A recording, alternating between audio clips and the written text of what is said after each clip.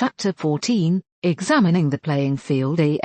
Many thanks for your reviews, they really do make a difference. Chapter 13 By Claim Solace and Lord Silvere. Are you sure letting Ashworth walk away is a good idea? Orion glanced over the newspaper he was reading. Casting the copy of the Daily Prophet aside, the Black Patriarch took a few moments to compose a reply. I believe him when he says that he wants to fight the Dark Lord, and we have no reason to doubt Bellatrix's word that the Dark Lord exists. Still, he's a pretty big unknown quantity, Malfoy noted as he sat staring into the fireplace. The evening was devoid of drink, for a change, and the living room at the Black Mansion had been easily restored after Orion's duel with the young wizard, and Orion prompted, and it's not uncommon for dark wizards to disguise themselves, to act like ordinary citizens until the time comes to strike. The smart ones, the powerful ones, anyway, they didn't get to be that powerful by being careless and stupid. That's for the masses of followers they tend to attract. No, they are usually cunning and discreet.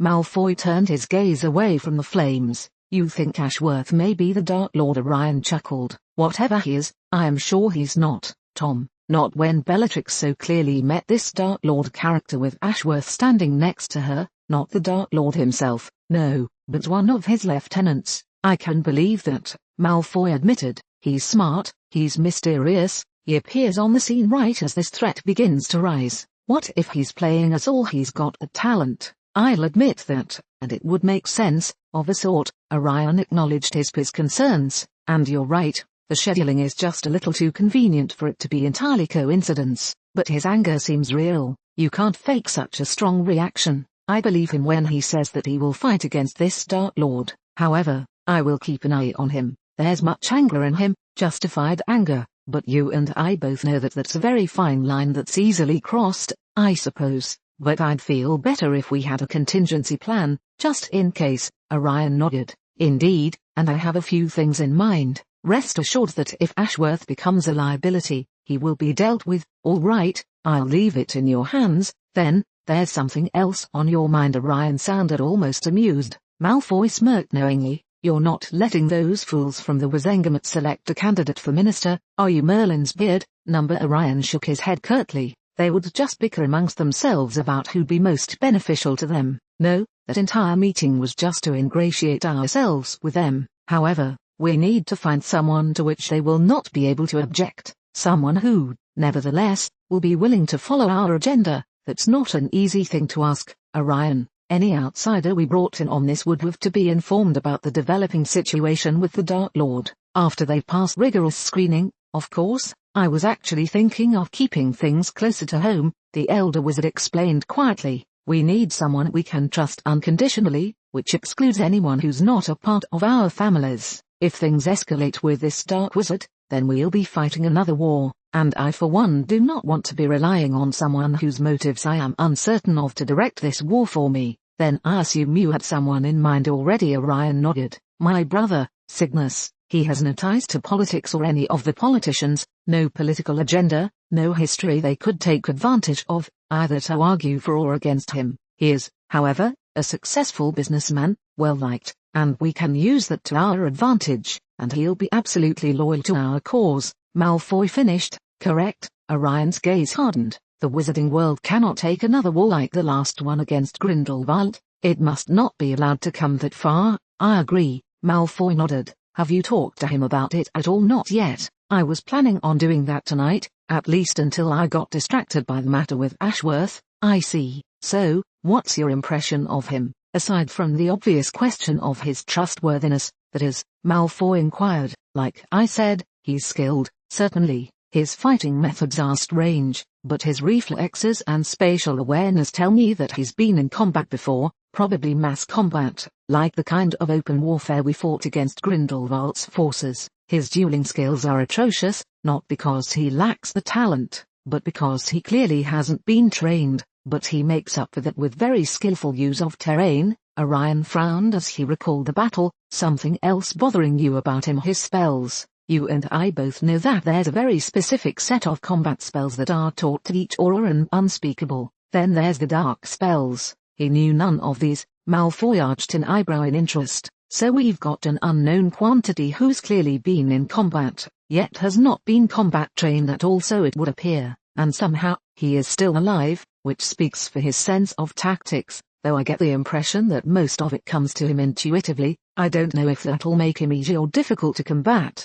If it comes down to it, Malfoy admitted, I would rather err on the side of caution. I get the impression that young Ashworth would prove to be a formidable enemy on the battlefield, if only because of his stubbornness. Malfoy grinned, which makes him a perfect match for your niece, doesn't it? I hear he's been driving her up the wall, so it would appear, though he showed no outward signs of it. Malfoy could detect the slight change in timbre of his old friend's voice that indicated his amusement. In any case, Orion continued, should Ashworth turn out to be on the wrong side when this conflict begins, then we have enough official reasons to detain him. I'm worried, Albus. About what? Minerva was, and old eyes stared at his colleague over silver-rimmed glasses as they sat in the headmaster's office. This Ashworth fellow, the witch began, he seems a nice enough person, and he's certainly competent, but surely you've heard the rumors that have been going around the castle lately. Rumors, Minerva. There was an amused twinkle in the depths of the headmaster's silver eyes. I had not pegged you for someone who paid heed to the grapevine.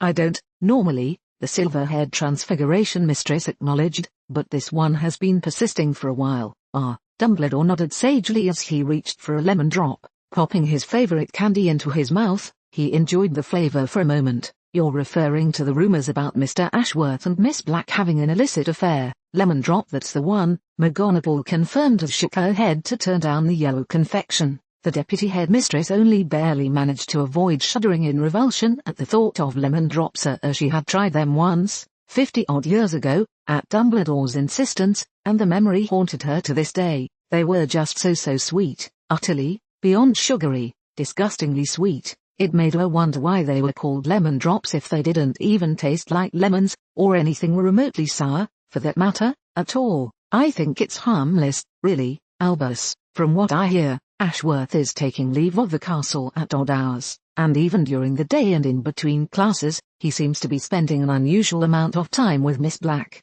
In his office, in private, the ancient wizard noted with interest that she seemed almost offended by this idea. McGonagall had been one of the faculty who had not been particularly fond of the board appointing Harry as Sloane's replacement for the school year. I understand that they are spending quite a bit of time together, but do keep in mind, they are close in age, and she is the first friend he made in this country. That does not necessarily mean there's anything going on between them. That's exactly what I'm worried about, McGonagall muttered. They are close in age, and I've seen the way she looks at him, and even more, the way he looks at her. He looks at her with this thoughtful, absent look. I know that look, do you? Now Dumbledore chuckled quietly. Be that as it may, is there any substance to those rumors? Not that I can tell, but you have to admit there's something unusual between those two. They are friends, Minerva. I would assume that, since the rumor has not yet faded, they are indeed closer than usual for faculty and student, but given their circumstances, I can understand that. Certainly, Dumbledore noted absently. I think we should give them the benefit of the doubt. I still want to keep an eye on things. I mean, I've caught Ashworth leaving the castle at odd hours at night. The witch frowned, and he was quite evasive when I asked him where he was going. Said he wanted to get some air. Understandable. He's young. I imagine he feels rather constrained within the castle, and since his quarters are here, he doesn't have anywhere else to go but out. I still think we should do something about. McGonagall looked up sharply. Albus, are you even listening? Dumbledore blinked and nodded automatically. Of course, Minerva. Good, the deputy headmistress said, because if you were about to doze off. She left the sentence and finished. Good heavens, no, Minerva, I'd never do that to you. Good, she repeated. Be that as it may, I think for now it is best if we give them both the benefit of the doubt, and carry on as usual. If there is anything going on between those two that violates school rules, I am sure we will find out soon enough. McGonagall shook her head. I'd rather nip it in the bud before it becomes a problem. We don't need the board to come down on us again and interfere with the way the school is being run, Albus. Then I am sure you will keep an eye on the situation, and let me know if something develops. Dumbledore smiled at her graciously. Naturally, McGonagall rose from her chair. If you'll excuse me, I have a class I must get to. Of course, Minerva, I will see you at dinner. With a curt nod, the elderly witch departed the room. The moment she left, Dumbledore dropped the airhead farther and sagged in his chair. Part of him wanted to tell her he agreed with her suspicions, only that he didn't think Harry and Bellatrix were lovers. There were things going on in the wizarding world that he was sure were connected to the abrupt arrival of one Harry Ashworth, but he had no idea what those things were. As it was too early to voice his suspicions to any of his staff, even his most trusted ones. Not for your thoughts. Moody stumbled through the fireplace, coughing and patting the soot from his robes as he entered. Dumbledore shrugged nonchalantly and gestured towards the chair that McGonagall had just vacated. I am afraid you would need a small fortune, if I were to list them all. That bad,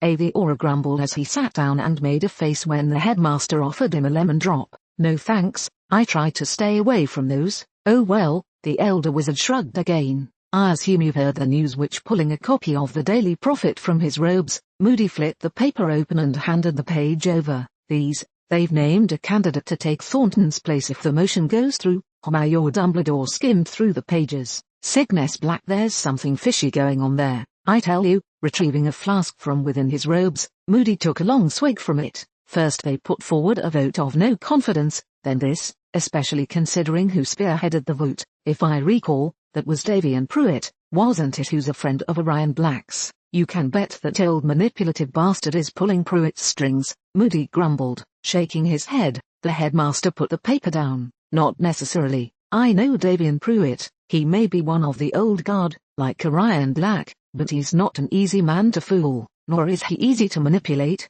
Then maybe he's in on it. But don't you find it a little too convenient that we're running into the Blacks so much these days? Dumbledore took a moment to think about it, and realized that the Auror was right. Indeed, it is rather curious, but one has to wonder what they're trying to achieve with this. I'm willing to bet you that Ashworth fellow's in it, somehow. I don't know how they're linked, but he must have started it all. Everything went crazy the moment he showed up. Now, I wouldn't exactly say things are going crazy right now, Dumbledore replied mildly, but you are right. I wonder how everything is connected. Young Mr. Ashworth's sudden appearance and appointment to Hogwarts, and now this motion before the Wizengamot. You think they might be taking over? I couldn't help but notice there's nothing but purebloods sponsoring that motion. Moody glanced up from his flask. By the way, check page 3. Another couple of young purebloods causing some trouble. I see. Dumbledore rifled to the appropriate page and skimmed the article. Realistically, while I wouldn't put it past Orion Black to put something like this into motion, I don't believe that he has anything to do with these incidents.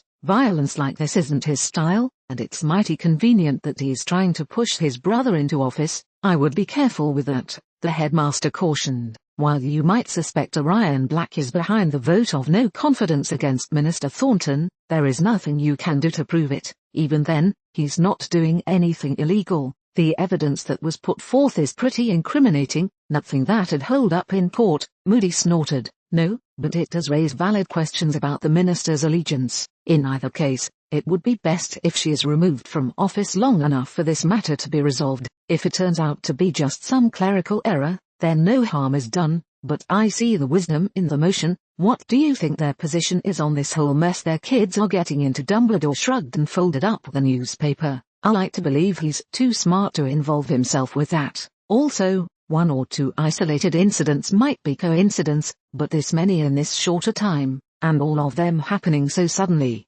with no warning, I can't help but think there's more to it than that, and somehow the Blacks are involved. Undoubtedly, I am sure Orion Black knows of what's going on. Perhaps he is even involved somehow, but until we know more, we can't really plan a proper course of action. Even if they are attempting a pureblood takeover, couldn't you just post your own candidate? We could, Dumbledore acknowledged, gently stroking his beard. However, at this point, I don't see much point in doing so. It would just complicate matters, and delay a new leadership from taking office. I have a feeling something bad is going to happen soon, and no matter who's in office, having someone taking the reins will be better than having the entirety of the Wizengamot divided about whom should be sitting in that chair. Moody growled as he realized his flask was empty. HRM, need not put a spell of bottomless bottle on this thing. What if Black's behind this whole thing? Wouldn't it be best to put someone other than his chosen one in office, just in case he's trying to play us? Then we will deal with it when the time comes. I do believe, though,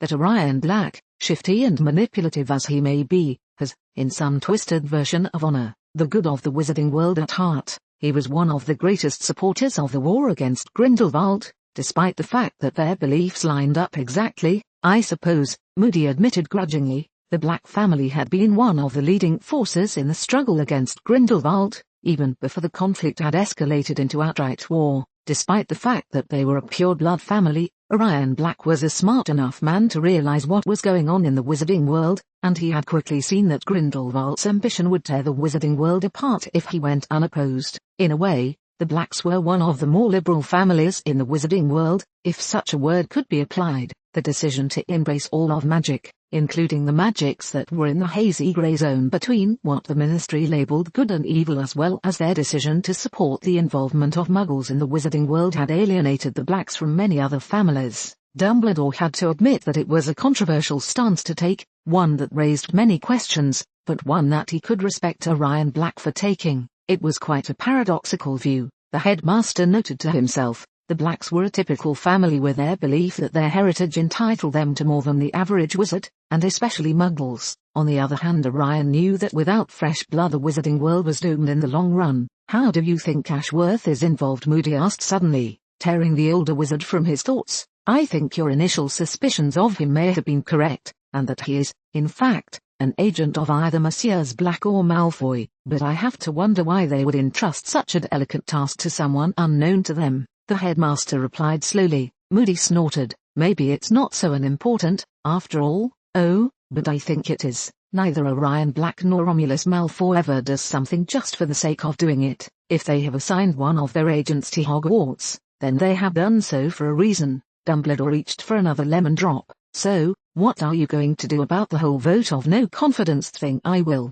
of course, pass my vote at the Wizengamot, along with the recommendation to resolve this matter swiftly." Another lemon drop. "And I will keep an eye on Mr. Cygnus Black once he is situated in office. As to the young purebloods who are causing all these incidents, I believe the Department of Magical Law Enforcement is capable of handling it." "Of course," Moody grunted derisively. "These drunk hooligans are no match for even a trainee." "Good, then so far everything appears to be under control. Please do let me know if you find out something." "Sure." The Auror stood and left through the fireplace, leaving the headmaster alone in his office, rubbing his temples. Dumbledore sighed in annoyance. Orion Black was a master manipulator, and trying to unravel any plans of his inevitably ended up in a headache. The headmaster reached for another lemon drop, only to find the bowl empty. With a tortured groan, he sank deeper into his plush armchair. It was going to be one of those days. The scratching of a quill on parchment was the only thing that could be heard in the room.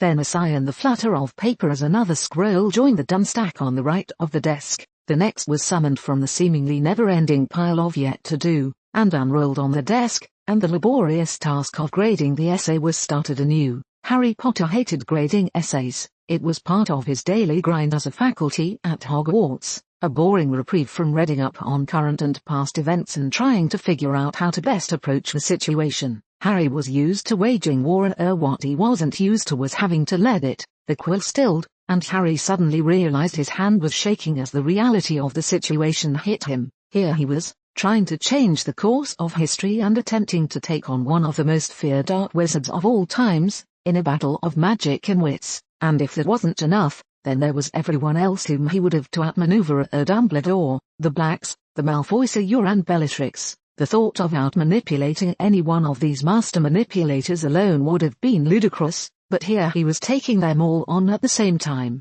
"What am I thinking?" he thought to himself as he forced his hand to stop shaking. Did he really think he could succeed? What was he even trying to accomplish? Now that things were in motion and he had the time to think things through, Harry realized that he had no idea what he was doing in the past. Was he trying to kill Voldemort, prevent his rise to power, and then what? With Voldemort dead, where would that leave him? He was stuck in a time he knew nothing about, in a universe that was no longer his own, alone. What would he do then? Harry held no illusions that once his usefulness ended, so would his affiliation with the Blacks and Malfoys. How was he going to live, earn a living? Was he even willing to? Aside from Bellatrix, he had no real friends, no one he could fully trust. That thought brought him up short. Trust Bellatrix. It was a notion that would have been utterly laughable to him just a few months ago, before his trip back in time. She was the enemy, then. See Bellatrix, exchange witty, and sometimes childish, insults with Bellatrix, shoot at Bellatrix, disengage, lather, rinse, repeat. Harry sighed wearily. Back then, everything had been so easy. Voldemort and his Death Eaters were the bad guys, Dumbledore led the war, and the Ministry was incompetent. Harry went out, blasted a few Death Eaters, and ran back into hiding, and that was that. Simple. And now he was playing games of politics and intrigues that he was completely unfamiliar with, in the hopes that he could somehow outsmart Voldemort, if he could be defeated, at all. Voldemort in Harry's time had been incredibly, insanely powerful, more so than even Albus Dumbledore. Despite the fact that Voldemort resided in a magically crafted body, would he be able to deal with Voldemort when it all came down to it? You quite done moping, Ashworth? What? Harry's head shot up from where he'd buried it in his arms. Oh, it's you, and a good day to you, too, Bellatrix responded with mock cheer. Harry decided not to grace that with a retort. What do you want that anyway? To talk to someone bearing news? Bellatrix snorted in disdain and carelessly tossed a copy of the Daily Prophet onto the table. My uncle's moving things ahead. Picking up the paper, Harry skimmed through it briefly, one eyebrow arching curiously. He nominated your father for minister, yep, and they are going along with it, yep, and you're going along with it, yep. Harry sighed and put the paper down. Are you going to tell me the rest of it, or am I going to have to drag it out of you? Well, since you asked so nicely. Bellatrix smirked and polished her nails on the robe. Since my uncle met with you last week, he has been in almost constant meetings with Malfoy, Senior, and my father. I think they are up to something. That's probably part of it, since it's Pruitt sponsoring the motion. You can bet my uncle's got his fingers in there somewhere. Harry leaned back and resisted the urge to tell her that he had already suspected as much. He had a feeling that she knew that he knew, and that she was just looking for an excuse to come talk to him. Presumably tired. By the way, Ashworth, she continued, it's been a week, and you still haven't gotten off your butt and done anything. And how would you know that? Harry replied evenly. Bellatrix opened her mouth to reply, but closed it when she couldn't really think of anything to say. With a huff, she crossed her arms. You haven't done anything but show up to class, she finally said. As far as you know, he said. Fine. Have you done anything? Then Harry just managed to stop himself from saying no, knowing full well that she'd smugly give him that I told you so look of hers. It was almost as aggravating as her future self's insane laughter. He was saved, however, by the proverbial bell in form of an owl that entered through his window and made a smooth landing on his desk. I've got mail, apparently, he finished lamely. So you do? Bellatrix deadpanned, taking the letter from the owl's proffered leg. Harry noticed that it hopped over to the corner of his desk and settled in, obviously waiting for a reply. He rooted through one of his drawers for an owl treat, and fed it to her, patting the bird on the head as it crowed in contentment. Are you going to open it? Bellatrix asked, pointing at the envelope whose front merely declared Mr. Harold Ashworth, Hogwarts Potions Master's Chambers in an elegant green script. I think my mail's none of your business, Harry shot back, but picked up the envelope, anyway. Turning it over in his hands, he noticed that there was no return address, and the handwriting was unfamiliar. He didn't especially feel like reading through his mail in front of Bellatrix, for all he knew. This was a prank love letter from her just so she could see him blush and stammer, but somehow he had the feeling it was important. Tearing it open, he unfolded the letter. Dear Mr. Ashworth, I am a scion of one of the less prominent pureblood families, who is concerned with the current state of affairs. My sources inform me that you may be sympathetic to our cause, and I would very much like the opportunity to speak with you in private. If you would be so gracious as to accept my invitation, please send your reply by owl. I will be expecting you on Saturday by 10 at night, at the Gaunt Estate, reachable by flu. Harry frowned as he skimmed the letter, then froze as he reached the signature.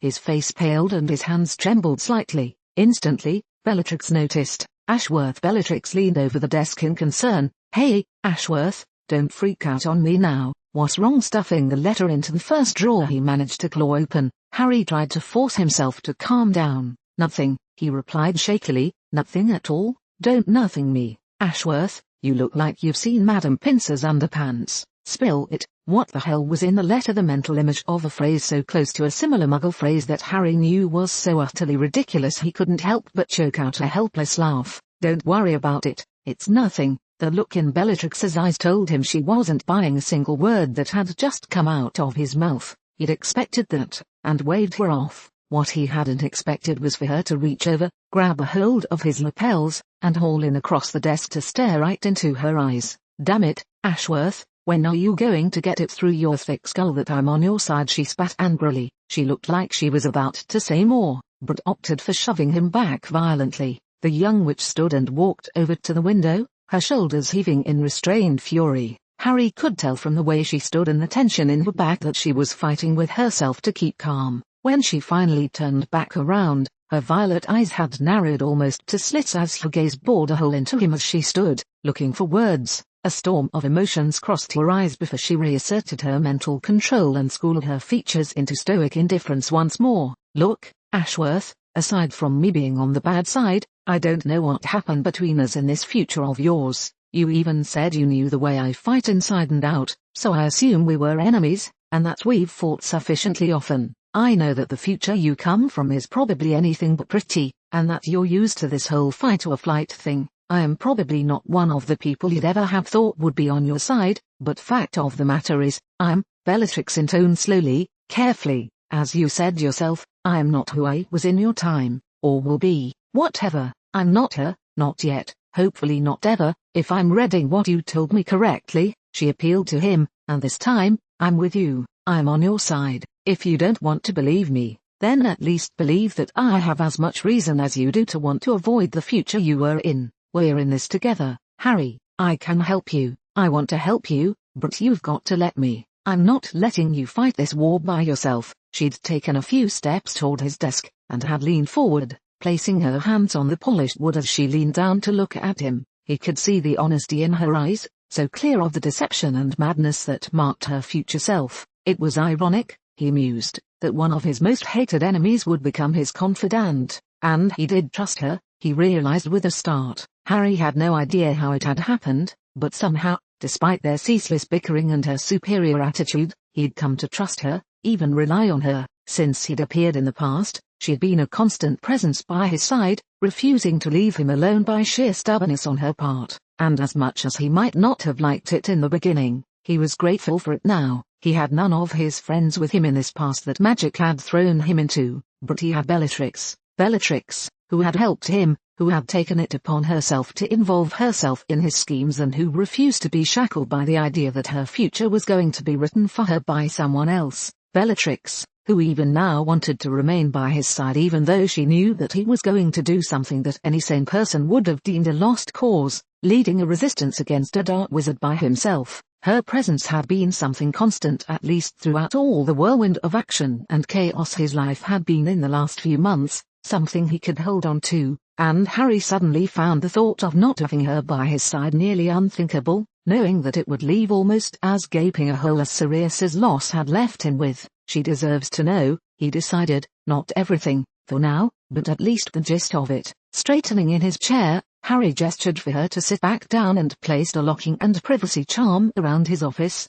What I'm going to tell you is not to leave this room under any circumstances. Is that understood? Seeing that he was dead serious, she nodded curtly. Got it. First of all, Harry began, you have to know that there's things I can't tell you, because it would simply be too risky. Tom is an expert legilimens. I'm not putting down your abilities, but I've seen him break through even the best occlumency shields. I can't risk having him scan you and find out that you know too much. It would be too risky for you and for this whole effort. I understand, she replied. Good, all right, then, where to start? Harry ran a hand through his hair in thought. In my time, Tom is a dark wizard who managed to rise to power once before. That time is now. There was a war, which I don't know much about, because apparently it was so bad that everyone refused to talk about it. Typical. Bellatrix snorted in disgust. Harry nodded in agreement. Right, anyway, by some freak accident, Tom managed to get himself killed. 10 years the wizarding world spent rebuilding,